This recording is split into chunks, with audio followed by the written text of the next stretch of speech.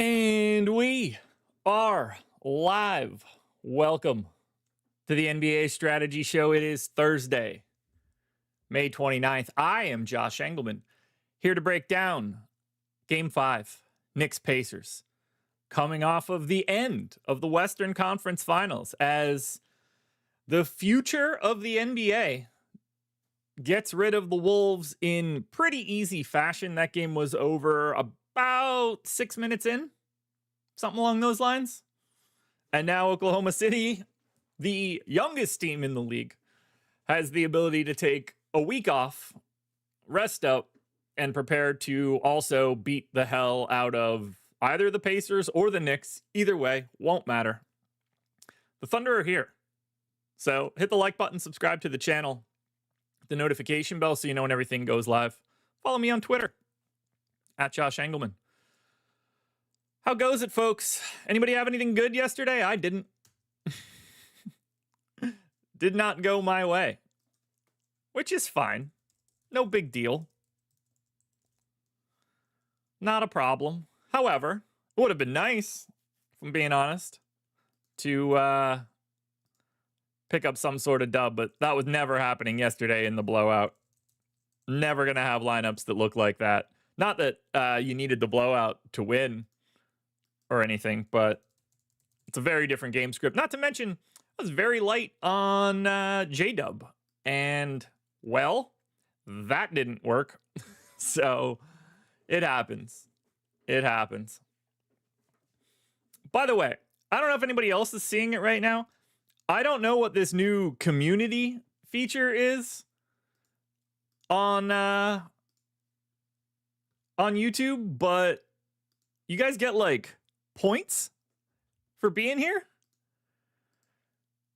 Community leaderboard, a place for the fans to stand out. Top 3 get special badges, resets every stream. Messages and super chats and super stickers get you XP. So that's fun. I don't know what to make of that, but that's fun.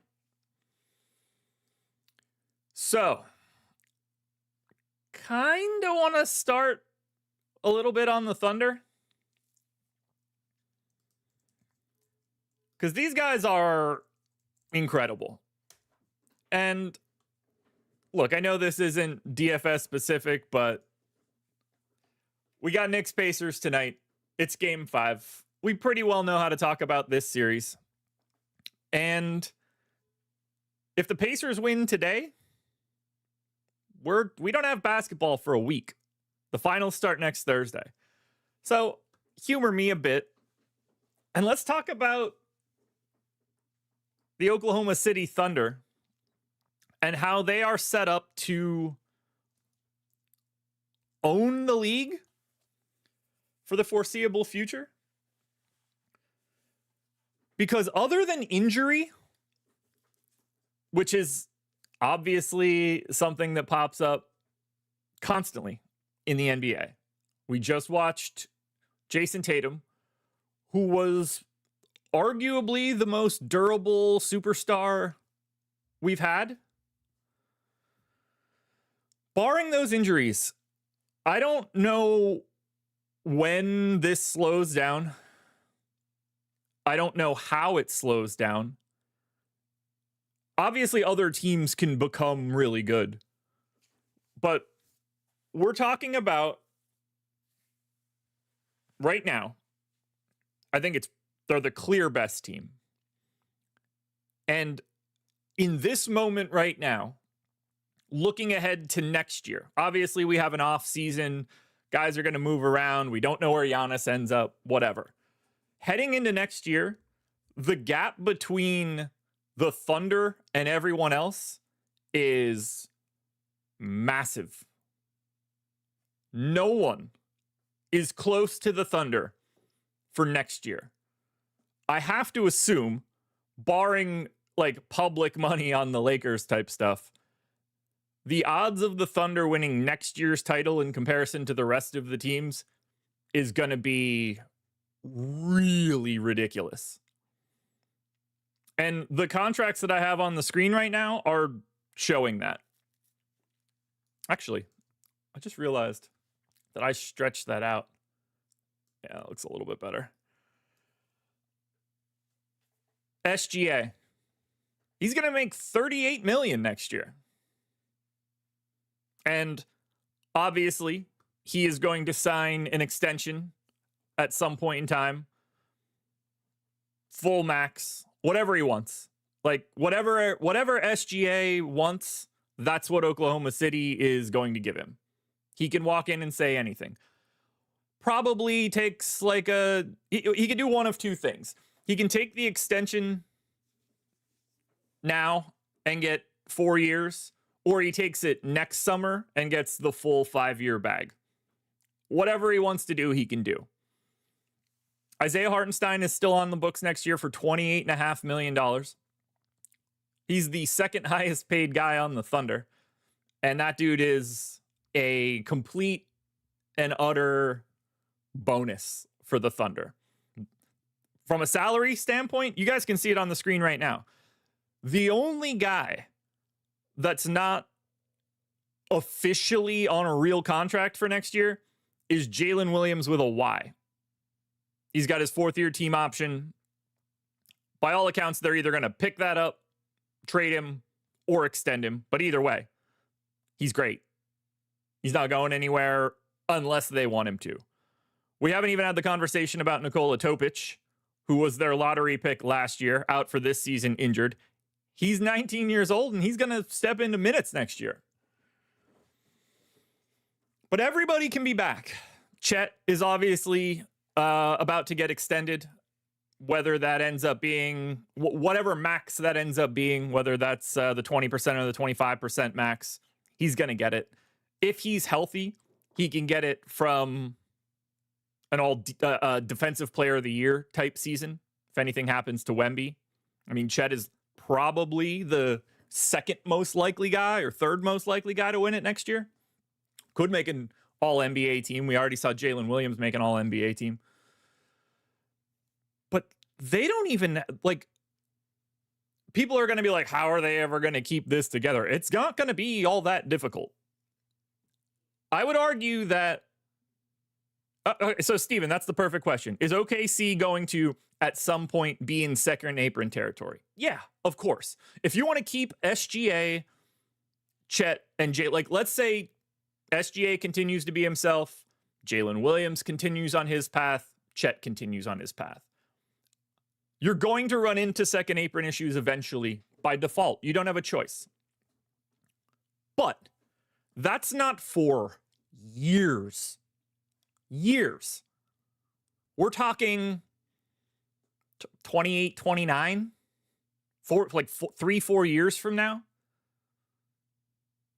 Not to mention, there's not really a team set up like this for the second apron. And I know most people don't care about the NBA financials. It's like the most interesting thing to me. The interesting thing about the second apron for OKC is that the penalties for the second apron really don't affect them in any way. Now, the real problem for this sort of team building isn't really the second apron for the Thunder. It's the repeater tax once they're in the tax and they continue to pay it year after year. That will be the thing that slows them down. In terms of the second apron, the limiting factors there are trading people and aggregating salary. Not really something that they're going to be too worried about, generally speaking. Number 2 is freezing draft picks if you're in the second apron for too long. The Thunder are uniquely set up to not give a shit about that. There's no scenario where, like, and again, this is years down the line that they are going to be worrying about being in the second apron too long. Even if they're in the second apron for a while and they get picks frozen, they don't care at all that their picks are frozen because it's just their pick. So as far as the Thunder are concerned, if they're in the second apron in a couple years, for multiple years, and this team is going the way that it's going, them freezing their pick and still having everybody else's picks in their coffers won't affect them. It's the repeater tax that will inevitably get everybody. Because eventually you don't want to spend $400 million in tax payments. But these guys are uniquely set up to keep whoever they want, whenever they want, and acquire whatever they want, whenever they want. And they're already right now the best team and the youngest team. I don't think there's ever been a team with this particular setup in the history of the NBA. This is, in this moment right now, the greatest organizational setup that's ever existed. And I, for one, pray that these guys stay healthy so that we can see it. Because they're loaded with talent. And when I say talent, I mean high-quality role players, stars, pieces that fit together. And there is no barrier to them to continuing to have this sort of roster, to be cheap, to be young, and to replace some of these guys if you need to. Like, one of the first things that I looked at, and I know what people will think, but something like this would be interesting to me if the Thunder wanted to go this direction.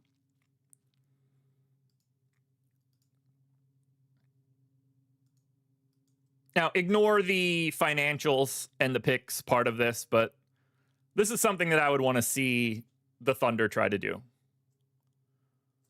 Swap out Lou Dort for Toumani Camara. Take this guy that's on a really good contract, still has 2 years left if you want him, easily extendable, and swap him out for 2 years of free salary, essentially, on Toumani Camara. Now, I know people are going to be like, well, why in the world would the Blazers do that? Well, the Thunder can add enough fun stuff to this deal to like buy their way into cheaper players. Attach 2 picks. Attach one of the late firsts this year and, some other like top 4 protected thing they have in the future. Keep your defense, get cheaper, get a little younger. That's the thing that I would sort of be trying to do if I were Oklahoma City. Cash in some of your assets for cheaper assets that are sort of the same thing. I have one other one for you. I don't think this is going to happen. This has nothing to do with the Thunder, but could the Spurs flip De'Aaron Fox to the Magic for Franz? Just ruminate on that for a bit. I think now we can get into the slate. I do need to fix this screen. It's going to drive me insane if I don't. It's also going to get really annoying for a brief second. Okay, that wasn't as bad as I thought it was going to be. For some reason, and I don't know why, my cropping got all weird.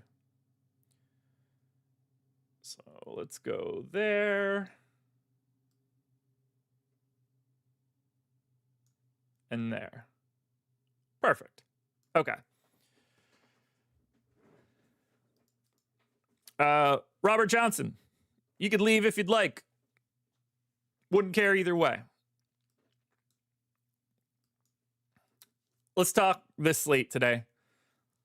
We're pretty used to this series by now. I guess we should lead with the injury news. Technically speaking, Aaron Nesmith is questionable, as is Karl Anthony Towns. Now, I clearly expect both of these guys to play. In particular, I expect Towns to play. The reason that I expect Towns to play is very simple. The Knicks are 4-point favorites. They wouldn't be if Karl Anthony Towns wasn't playing. But I'm not going to worry about the injuries. Are they real? Yeah. I mean, Towns is clearly not healthy right now. And the end of game 4 certainly didn't help him. Aaron Nesmith unequivocally did injure his ankle in some way. I think we're going to be fine. Well, Robert, I'm not. So it's funny how your jokes aren't funny. You can see how that could be confusing. Captain spot's very interesting today. We've got 11-4 Halliburton, 11K Brunson, and 10-4 Towns. And they're all basically the same ownership. 20 for Brunson, 18 for Halliburton, 16 for Towns. Now, I don't know about you guys, but I think one of those names stands out, and it's not Brunson and Towns. Like, I get you got to spend a little bit more on Halliburton there, but I don't know, man. He seems like he's in a much better position today than Brunson and Towns do. I mean, one, you're not confident in Towns' health. At the very least, there's some sort of percentage multiplier you're putting on Towns to think, like, how healthy is he? That could be, I think he's healthy. It's 99%. Or I think he's a little banged up. It's 90%. But I mean, just looking at it, Tyrese Halliburton looks like the better captain option to me. How do you guys see this? Am I crazy? There's just something here where he just looks better than those guys. I mean, he's been better than those guys. And now they're like equal in ownership. That feels, I don't know, less than likely. I'm going to start running a sim here so we can take a look at some exposures. But this feels very Halliburton-y to me. Now, if I'm thinking about this from a game perspective, I do prefer the Knicks today. You come off a loss on the road. Now you're heading back home 3-1, trying to save your season. We've seen situations like this before where these teams that get their back against the wall end up... What the fuck? Oh, there we go. They just come out of the gates differently. So part of me is certainly nervous that I should be looking a little bit closer to the Knicks. But if I'm just looking at the captain spot and those three guys, it's hard for me to not think that I prefer Halliburton. Not just because of what he did in game 4 either, but also I don't like this series for Brunson, and Towns is dinged up. Jose says, I think Brunson goes nuts today. So here's the thing.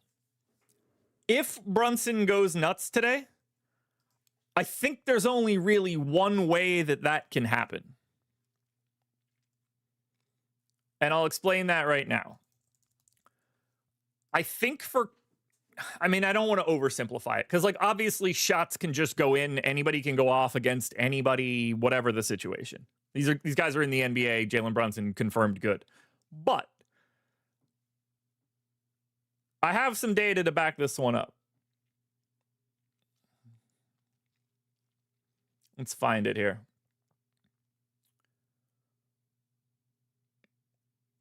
Well, let's just talk game 4. Jalen Brunson had 31 points, right? 31 points. And Jose, I'm not calling you out. You brought up the example, so I'm going to walk through it. But he had 31 points. That's a pretty good game. Here are the splits when Aaron Nesmith is on versus off. In that game, Jalen Brunson played 30 minutes with Aaron Nesmith on the floor.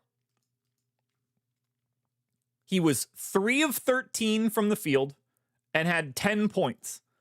When Nesmith was off the floor in game 4, he was 6 of 6 from the field, 7 of 8 from the line, and had 21 points. Brunson had 10 shooting possessions and scored 21 points in 7 minutes.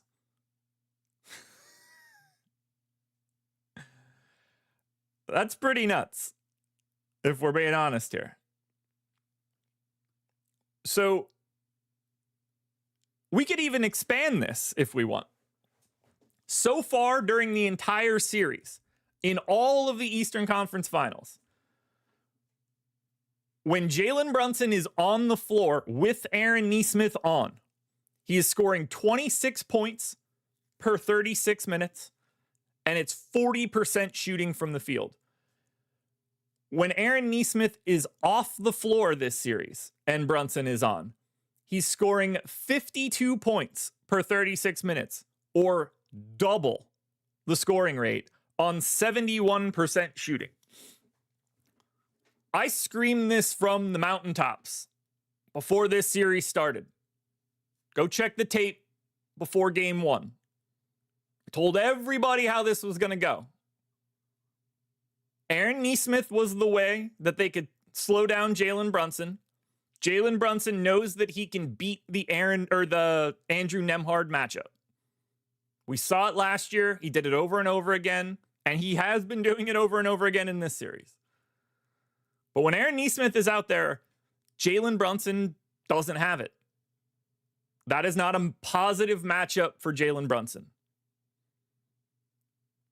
So the path to Brunson's big game today, to me, is directly through Aaron Nesmith.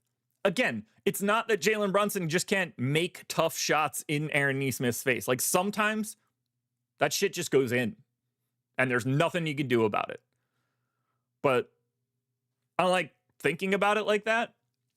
So I'm looking at it like this and thinking, if I have a lot of Jalen Brunson today, I hope that is at the expense of Aaron Nesmith, because I don't really think those two guys run in synergy.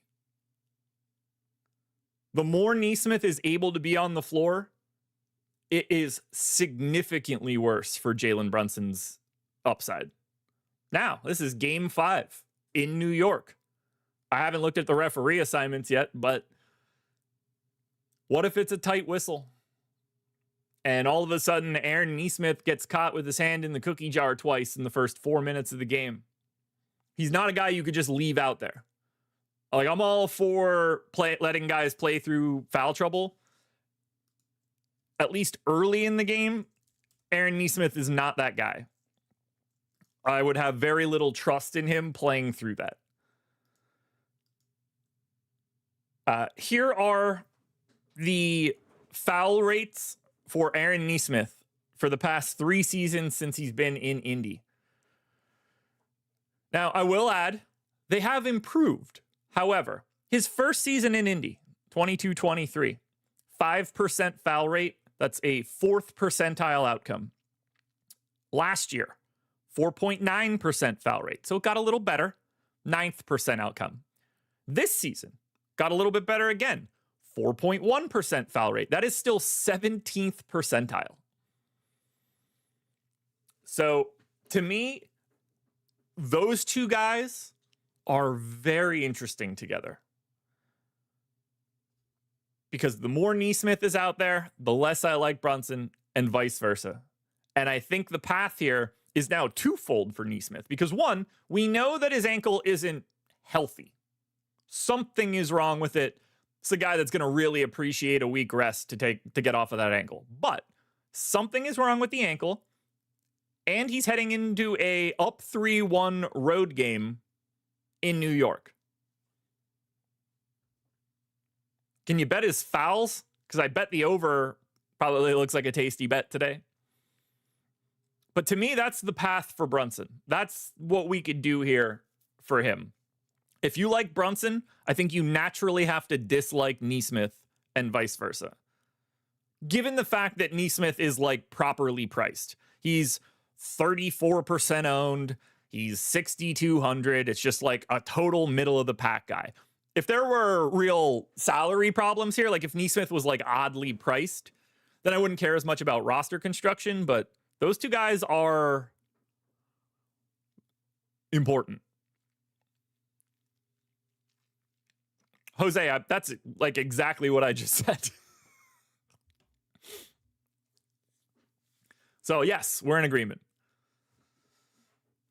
And then for Towns, like, I like this series for Towns. I'll continue to like this series for Towns from a matchup standpoint, but if he's not healthy or if he's just going to continue to be himself, it might not matter. Let's see, 29, so 27, 25, 23, 21. First day of this series was the 21st. So far in this series, the New York Knicks are -2 in the 137 minutes that Karl Anthony Towns has played. Their offense has been above average. Their defense has been below average. I'm sure no one's surprised to hear any of that. But what I think is interesting is they're a -4.5 when Towns is out there without Mitchell Robinson. And they're -5 when he's out there with him.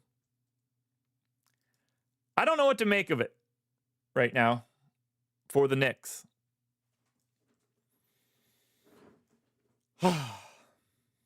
I guess the most interesting guys to talk about here are the two guys that are pulling the most ownership at captain that aren't Brunson, Halliburton, and Towns. And that's Pascal Siakam and Josh Hart.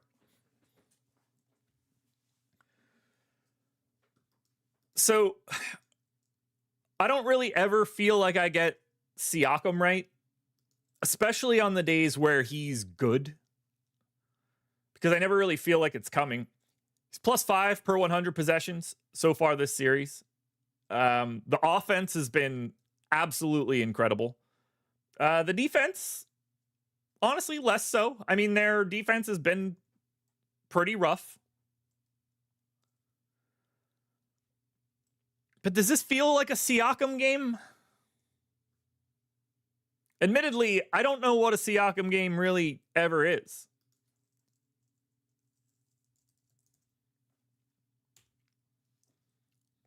I want to look at his recent logs here. Not that I'm a game log watcher, but like, because he just, even in the playoffs, he just kind of plays the same minutes for the most part. 35, 35, 33. Now, he played 40 and 43 in the first two. Can we get him a little bit higher there? I don't know. 30 points last time out. Took 21 shots. 39 3 games ago. Took 23 shots. I really think that's what it comes down to here. If, like, he doesn't really force it too much, but like when he's taking a lot of shots, he's usually taking a lot of shots and it's positive. Like, I'm looking at his game logs on the season. He's played, let's see, or he's had 2, 4, 6, 8, 10, 12, 14. I don't know, like 16 to 18 games where he took at least 20 shots. In the games where he's taken at least 20 shots, and even if you want to include 19, like the point still stands here, but he's only made less than 10 3 times. That's, sorry, 4 times. That's 8 twice and 9 twice, but 10, 10, 10, 11, 12, 13, 15. When he's getting that volume, he's usually only taking that volume when it's working for him. And by all accounts, I feel like it's just going to work for him here. I guess we should probably take a look at Game 5's matchups to see if they changed at all.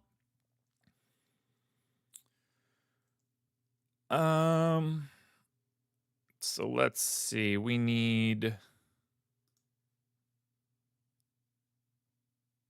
Game 4.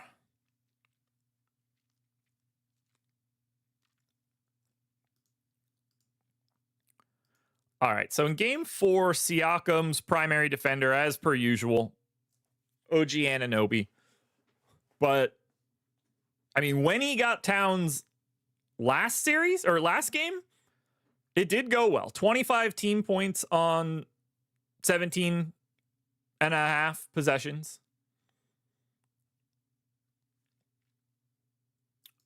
I don't think he's worried about that matchup at all.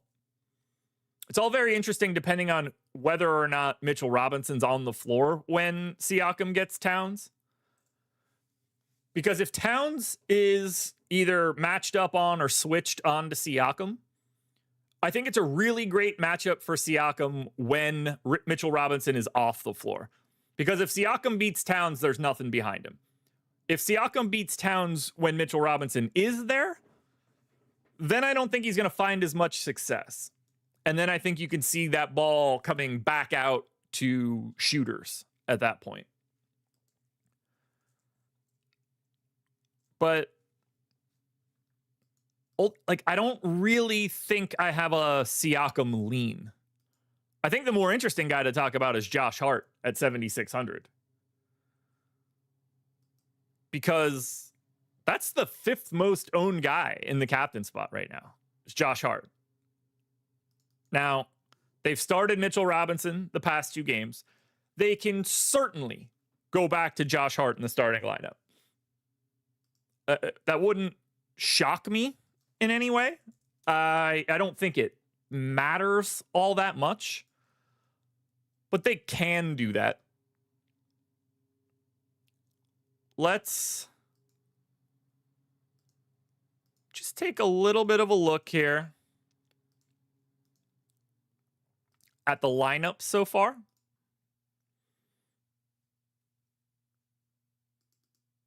So Towns, Anunoby, Hart, Bridges, and Brunson are minus 15 over 56 minutes together. I guess I could sort that down by the Knicks.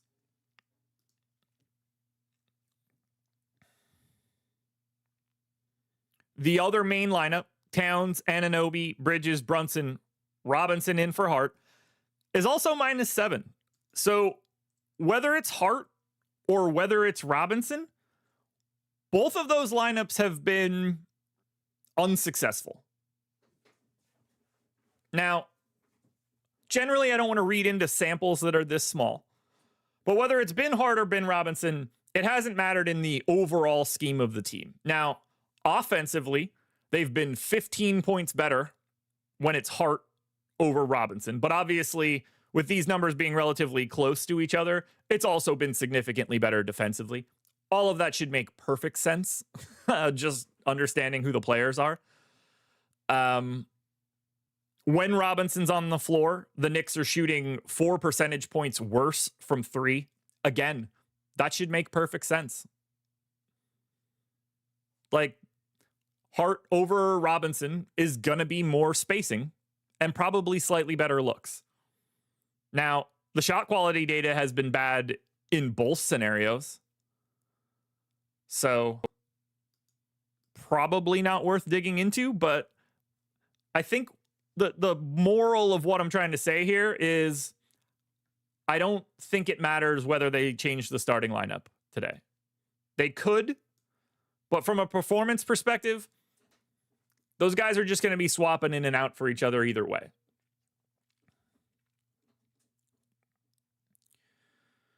After that, good luck picking a captain that stands out because, I mean, you can see it right here. Bridges, 5%. Anunoby, 5%. Nembhard, 4. Nesmith, 4. Turner, 5. They're all, look at this. All this 6 to 8K range. Bridges, Anunoby, Nembhard, Nesmith, Turner. From as low as 6,200 to Nesmith and as high as 8,200 to Anunoby. They're all 34% owned, 5% at the captain, 35% or 30% at utility. They're all the exact same play relative to salary. Your guess is as good as mine how you pick which one of those guys or which 2 of those guys or 3 of those guys are the guys that are going to go crazy today. Like, clearly it hasn't felt like an Andrew Nembhard series so far, but this is a dude that ends up with the ball in his hands. Like, anytime you see a failed pick and roll or, dribble penetration from Tyrese Halliburton where he has to pull it back out and that ends up in Nembhard's hands, we're seeing him end up with like mid-range jumpers a lot. They haven't looked great so far, but what if they fall? Could easily happen. I don't have any way to predict how shots fall in a given day. So as I look at it, I think you got to roll the dice. Do you guys like anybody specific in that range? I'd love to hear it. Nembhard's played 139 minutes so far this series. 9 of 26 from 2. 34.5%. And he's not taking good shots. 48% expected field goal percentage on the shots that he's taking, and it's been worse. Which doesn't surprise me. Andrew Nembhard is not a guy that should be taking difficult shots, and Andrew Nembhard is not a guy that you should expect to make difficult shots. But could he step into something a little bit better? Maybe. We also need to remember what Andrew Nembhard is and what happens to his rates when other guys are off the floor. Because regular season Andrew Nembhard gets to play a bunch with no Tyrese Halliburton on or no TJ McConnell on and get to run the show on his own. And that boosts his data because he's a completely different player. When those guys are around, when Tyrese Halliburton's not really leaving the floor, Andrew Nembhard's a low usage guy. So if he can find a little bit of shooting form that he hasn't had so far this series, I can see the upside because the minutes aren't going anywhere. But it doesn't feel like it's been his series. And get ready, Andrew Nembhard. It's not going to feel any better in the next one. You think you can't get a shot off against the Knicks? Let me introduce you to the Oklahoma City Thunder.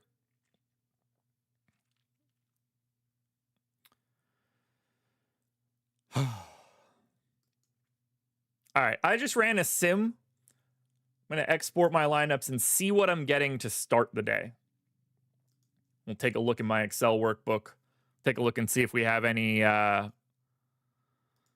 interesting bets out there for today. And then we'll go about our merry way, because if the Pacers win today, we will not have another NBA strategy show or live before lock until Thursday of next week. If the Pacers lose today and we get a game 6, I'll be on everything on Saturday for game 6. Obviously, no other basketball coming in anytime soon. All right. Lineups are pasted. Let me share my workbook so you guys can see what I got. This is where I stand, at least for right now. Actually, I got to grab... Let me share it quickly.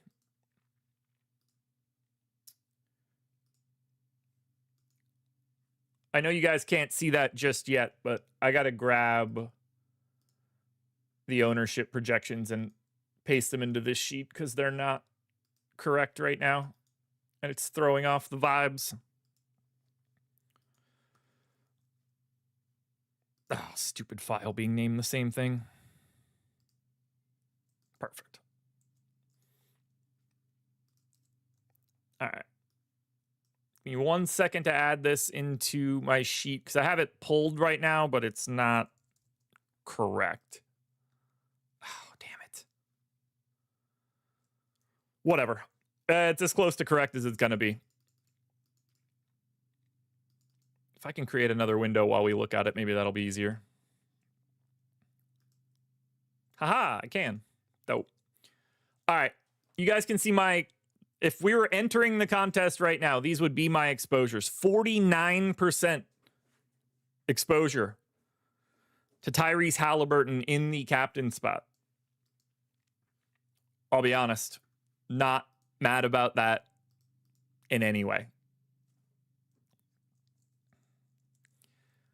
28% to Brunson, which I'm okay with. Neutral overall on Aaron Nesmith is fine, I guess.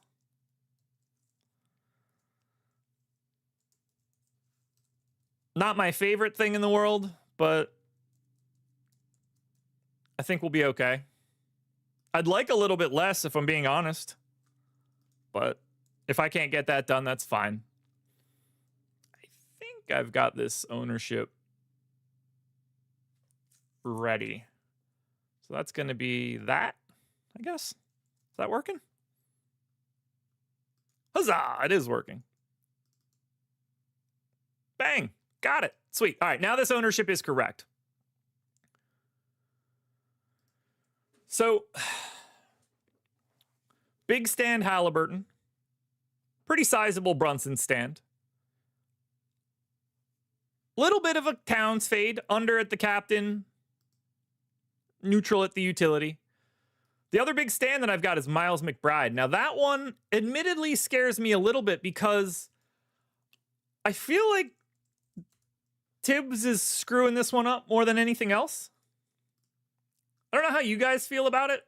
I don't know if you guys have paid attention to it at all. But he should be playing more, I think. So far this series, in 81 minutes, they're plus 11 when McBride has been on the floor. That's plus 8.9 per 100 possessions. They're only shooting 39% from three, so nothing crazy. Shot quality data looks fine. Indy's shooting 34%, so there's a little bit of positive shot luck there, but nothing too crazy. But we got 14 and a half minutes out of Miles McBride in game 4, and he was minus 14. So think about what I just said. He's still plus 8 per 100 possessions, even after a big negative game 4. Steven Leibowitz just said something very true. Bench guys usually play a little bit better at home in these playoff series. I love McBride here. It all just comes down to whether or not Tibbs is going to play him. And I think that he should. You certainly have minutes to give him if you need to, whether they come from Shamet or DeLon Wright or Precious or anybody else. But if we're talking about guys that I kind of want to get to, Miles McBride, 19% in the utility. It's about as contrarian as you can get for guys that are like clearly in the rotation. But that's my second biggest stand behind Halliburton. And then because I have so much Halliburton captain, because I have so much Brunson captain, you're seeing a bit of exposure to a 4% owned Landry Shamet, a 5% owned DeLon Wright.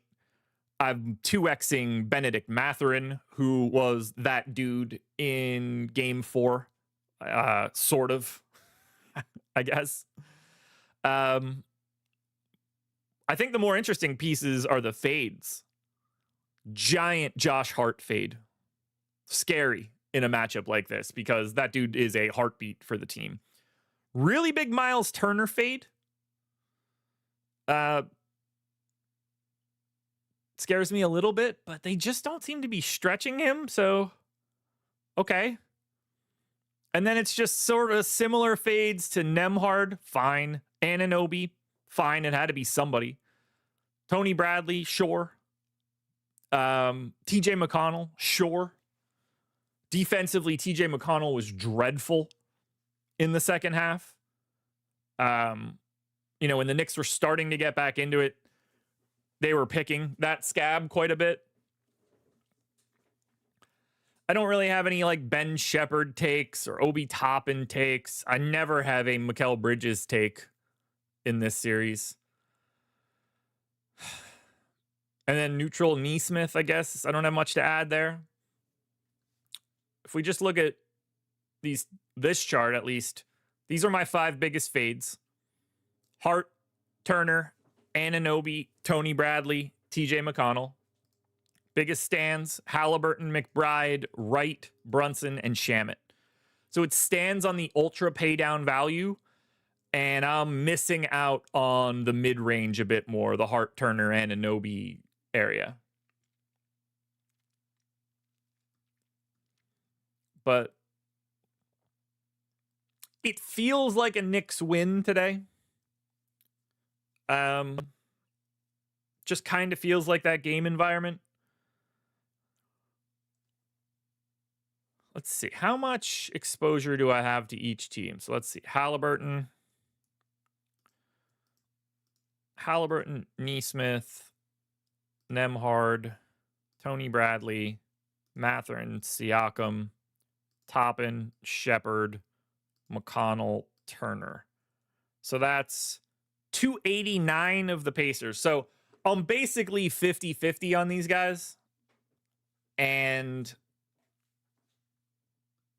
there's not really much to read into there. I guess, let me see if I can. I want to figure out my splits. And then we'll build a lineup if we can. Okay, stacks.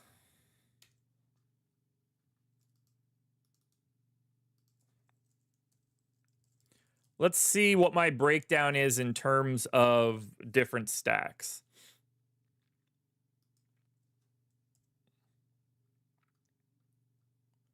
Apologies for all the scrolling, but this just came to me while we're doing it. Okay. So, of the lineups that I have selected right now,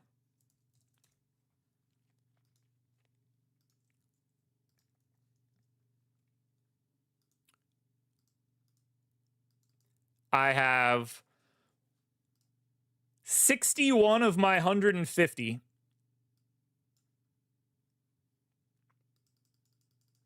Yeah, 61 of my 150 are 3 threes.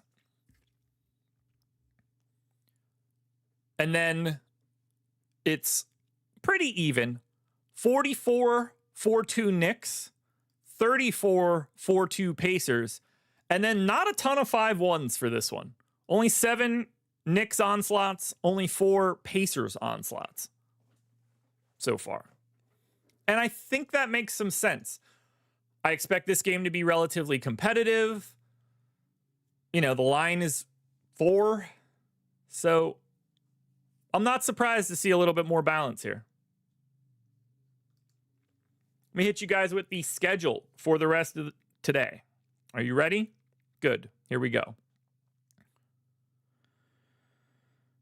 I am on the NBA Strategy Show. You guys are watching that right now. If you hear me say that, whether that's live or recorded. Lofty will be up for the MLB Strategy Show at 11 a.m. And then we're getting a little bit more unique. Greg and Eric, MLB Live Before Lock at 6. I will be back solo for NBA Live Before Lock tonight. Get your questions ready now, because we're going to be able to spend a lot of time digging into whatever you want for that half hour before lock. You'll get me digging into it. Solo live before lock, likely solo live before locks for the rest of the season. Although for finals games, I wouldn't be surprised if Greg pops back in. Let's go ahead and build a lineup, shall we?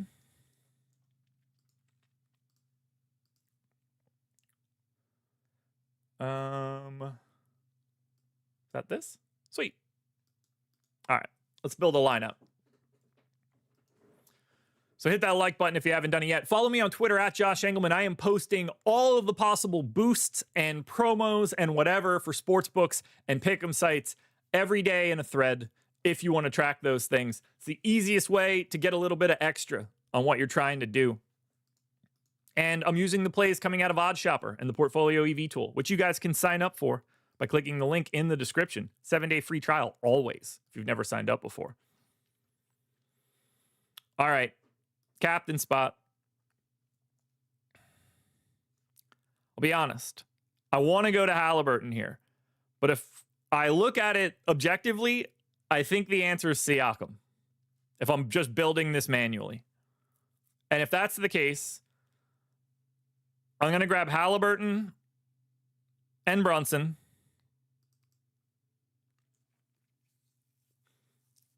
Miles McBride. And if I just complete there, it gives me McConnell and Nesmith. 700 on the table. Not positive this is going to... I think this might be like -10. But if it's positive, I'll be very happy. Positive 10. Ugh, I had no faith in myself. I had no faith in myself. So we hit our positive on DraftKings. Can we do the same on FanDuel? Spoiler alert, we can. Now, let's play this one for the big lottery. And as I look on the FanDuel side,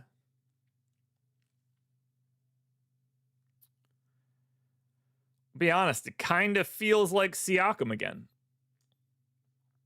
So there's Siakam.